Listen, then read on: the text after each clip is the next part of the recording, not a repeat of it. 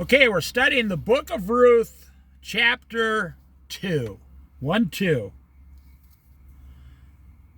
You can look in my playlist. I'll put each book in its own separate playlist on this channel. That way you can just listen to the whole book. Now, Naomi had a relative on her husband's side, a man of standing from the clan of Amalek, whose name was Boaz. Okay, here's the first time we see Boaz, who's going to end up marrying Ruth.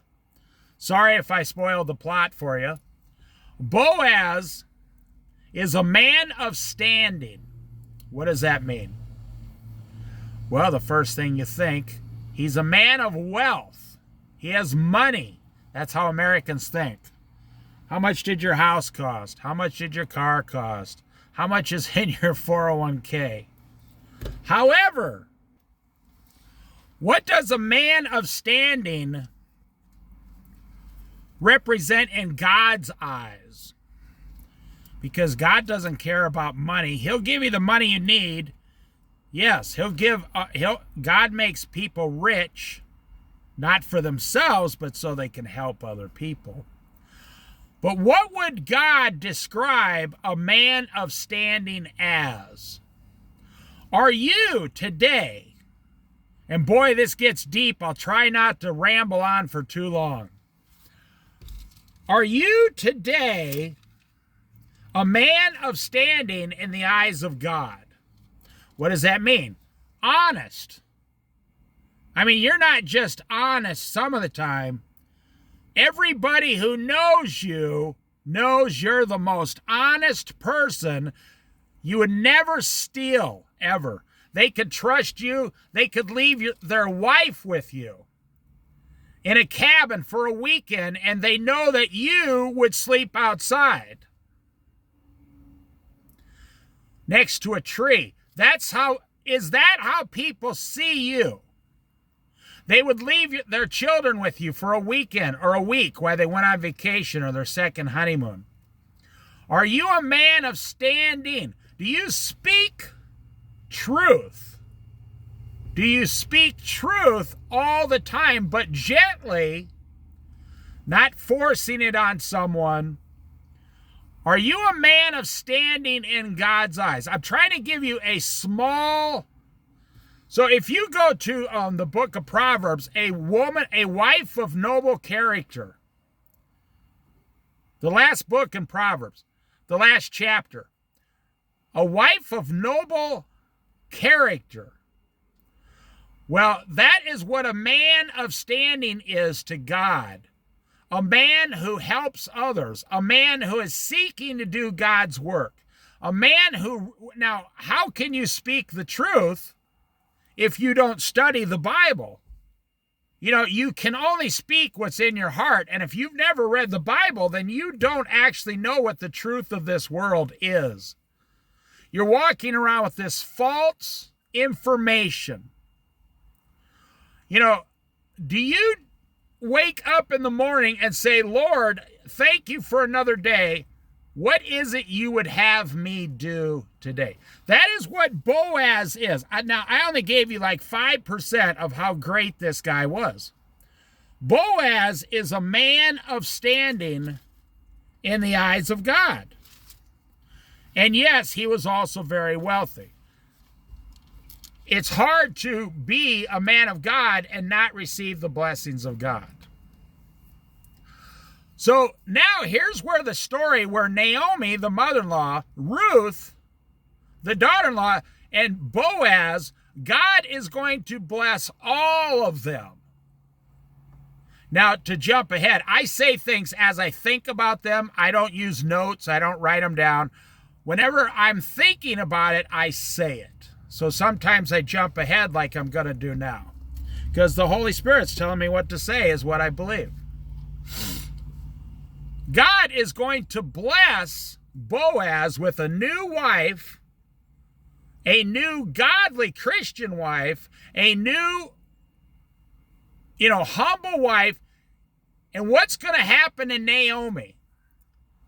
Boaz is going to come in and take care of her also.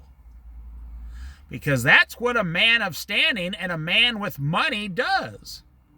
We know a lot of men with money today, and they only take care of themselves. They seek pleasures constantly, and they never ever stop seeking self-pleasure. But in the Bible, a man of standing is some of the things I just told you. A man of standing would never, ever look at pornography. Nope, a man of standing would not smoke cigarettes, drink beer, get drunk. A man of standing in God's eyes would never look at pornography and never get drunk. A man of standing in God's eyes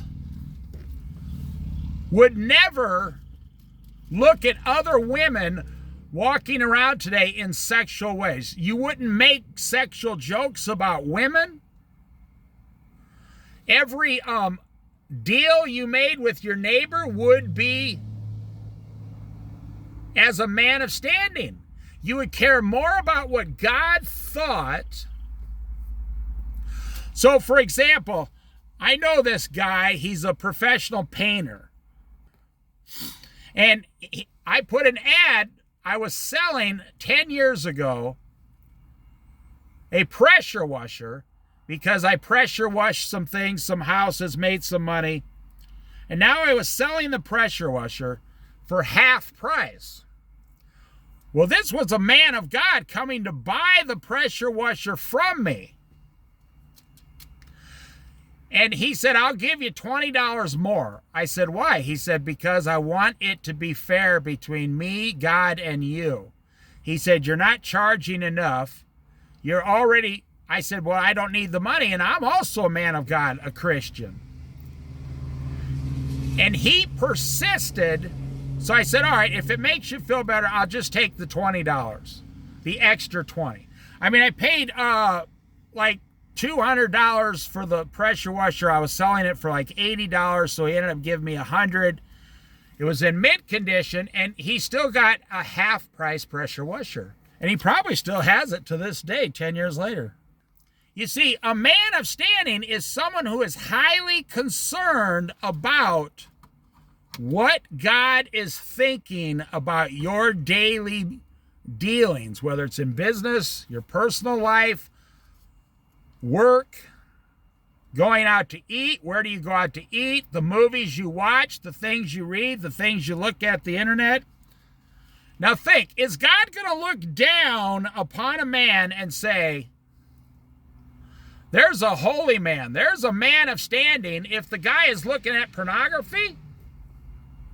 And I'm not trying to discourage you. I'm trying to encourage you. You know by common sense, God would never, ever approve of a Christian man today looking at pornography. And I will just leave it at that. And Ruth, the Moabite, said to Naomi, let me go to the fields and pick up the leftover grain behind anyone in whose eyes I find favor. Okay, so you remember in chapter 1, they were going back to Naomi's hometown because the grain, the barley harvest was starting. So God has this thing, any widow or orphan who wants to go behind the people gathering the crops, because they don't gather them with machines like we do today, quite a bit of grain falls on the ground. And it's not worth stopping to pick it up unless you're Ruth and you don't have enough food for dinner tonight. Then it's well worth for her to go out there and pick up those kernels of grain. Oh, this story gets so incredibly interesting. Naomi said to her, go ahead, my daughter. So she went out, entered a field, and began to glean behind the harvesters. You know, pick up the grain and rub it in her hands, get the outside off, and get the kernels. The kernels of grain is what's going to give you life. Food. That's how God did it. As it turned out, she was working in a field belonging to Boaz. You see how God works? God is in charge of every single thing at all times. You have free will and you make decisions. And even if you make a bad decision, you're not going to corrupt God's ultimate plan. So I just explained to you how free will works, and most people don't understand it. If you make a good decision that God told you to make, then you are entering into the plans of God and receiving all the fruits and benefits. But if you make a free will bad decision, like looking at pornography, and you know you're doing it, you are now outside of the plans of God. And even though he gave you free will, you are not powerful enough to corrupt God's ultimate plans. And as non-believers, they're a good example. They cannot corrupt the plans of God. Why? Because the non-believers have made a free will choice to send themselves into hell. They have made a free will decision. I'm not going to believe in Jesus. I'm not going to follow Jesus. I don't believe in hell. And they might say to themselves, but I'm a pretty good person, so I should be able to go to heaven. No, that's the definition of vanity, foolishness, deception, self-deception. Who was from the clan of Amalek. Just then Boaz arrived from Bethlehem and greeted the harvesters. The Lord be with you.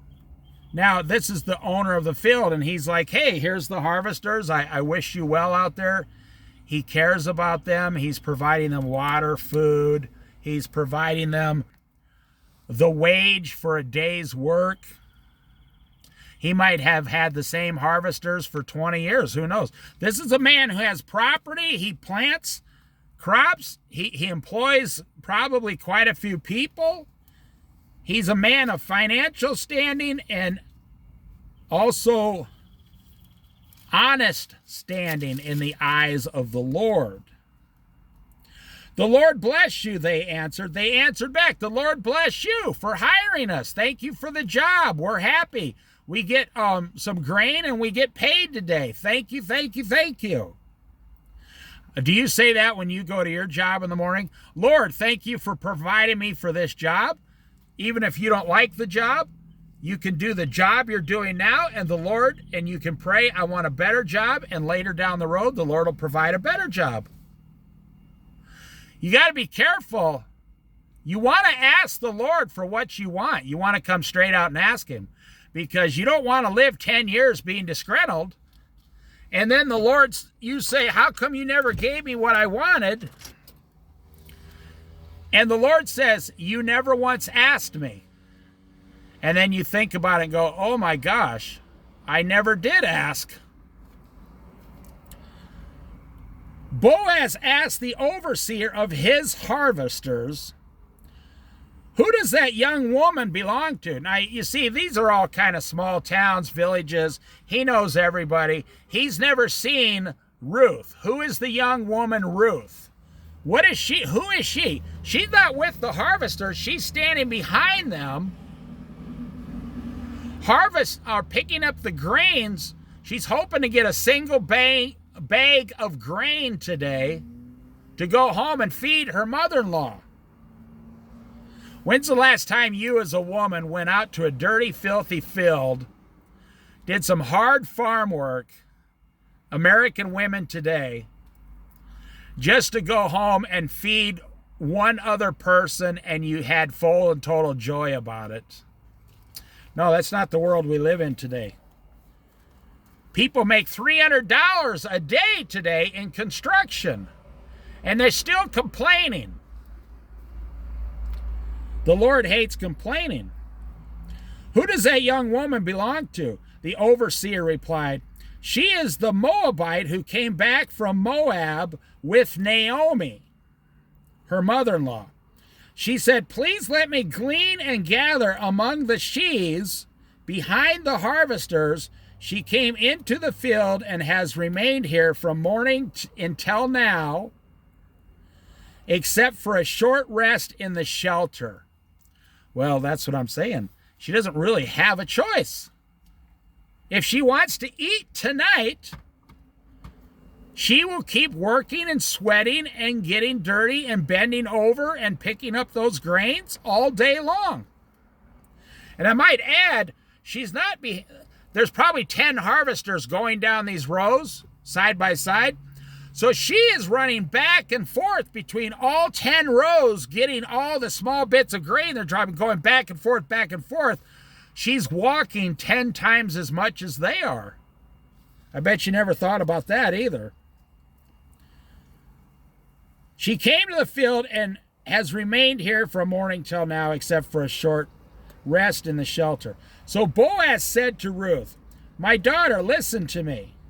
Don't go and glean in another field, and don't go away from here. Stay here with the women who work with me, for me. Watch the field where the men are harvesting, and follow along after the women.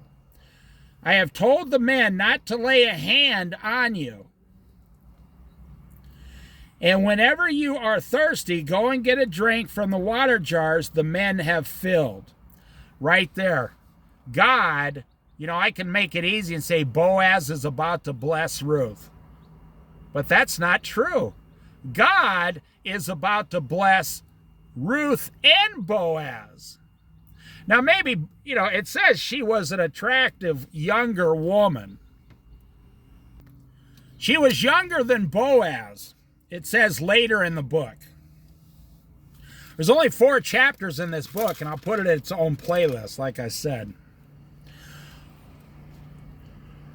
So that's what I said. Even though you make a free will decision, God is the one moving the heart with his finger, and God is the one in control of the ultimate and final results. You just think you are because of vanity and pride. You don't want to be on the opposite side of God. You want. There's really no better place in the Bible that shows God's hand hovering over a man and a woman, and he's about to bless everything they touch. That is what, and it's such an adorable story full of love. You got this rich man of standing and this poor widow. Her husband's gone. She's with her mother-in-law. And she is being one thing that women need to start being in today's Christian society, and obedient. Ruth is being obedient to God. I'm not saying she's being obedient to her husband, because she doesn't have a husband at this point. She's being obedient to God. She's not being obedient to her mother-in-law. She's being obedient to what God wants her to do. It all comes down to your attitude. At this, she bowed down with her face to the ground. Humility, see? She asked him, "Why have I found such favor in your eyes that you notice me, a foreigner?" Boaz replied, "I've been told all about what you have done for your mother-in-law since the death of your husband. How you left your father and mother and your homeland and came to live with a people you did not know before. May the Lord repay you for what you have done, the goodness, the kindness. May you be richly rewarded by the Lord, the God of Israel, under whose wings you have come to take refuge." Oh, that's so beautiful. You see, I pray that the Lord does that for me, and I pray the Lord does it for you listening to this Bible study. Don't you want to be richly blessed by Jesus Christ and go under his wing of protection? And you are so blessed. Well, that's what heaven's going to be like, actually, for all eternity. I don't know why anyone would want to reject such a great offer. But let us continue. You see, the Lord is starting to bless them already. They just only had one small conversation. Now, for women today, Ruth is not lifting up her skirt and showing her, thighs and ankles, and she's not showing all the tattoos all over her body, and she's not talking sassy and trying to become, an Instagram, YouTube star. No. I'm telling you what men are attracted to naturally, because that's the way God made them. Men are attracted to humble, meek, loving, loyal, disciplined women. And in today's society, the devil has you all screwed upside down, around, sideways, backwards, all screwed up. The devil has you convinced that you basically have to be a loose woman in today's society to get a good man. No, a loose woman will get plenty of men, but she will not get a good man of standing. You see how I took it around 360 full circle there, see? Only a woman like Ruth or a wife of noble character will find a man of good standing like Boaz. So you have a personal choice. What kind of a man do you want to spend the rest of your life with? In today's society, it's so screwed up, people don't even want to get married. Ruth says, "May I continue to find favor in your eyes, my lord," she said. "You have put me at ease by speaking kindly to your servant." Wow. Such admirable humility. "Though I did not have the standing of one of your servants." At mealtime, Boaz said to her, "Come over here. I have some bread, and dip it in the wine vinegar." He's being kind to her. This is not sexual advances. He's not trying to sleep with her. Boaz is being kind to a foreign girl who has nothing, and to her mother-in-law. This is a rich man of wealth with plenty of land, and he is sharing some of it with her and helping out her current situation. This is a man of God. When she sat down with the harvesters, he offered her some roasted grain. She ate all she wanted and had some left over.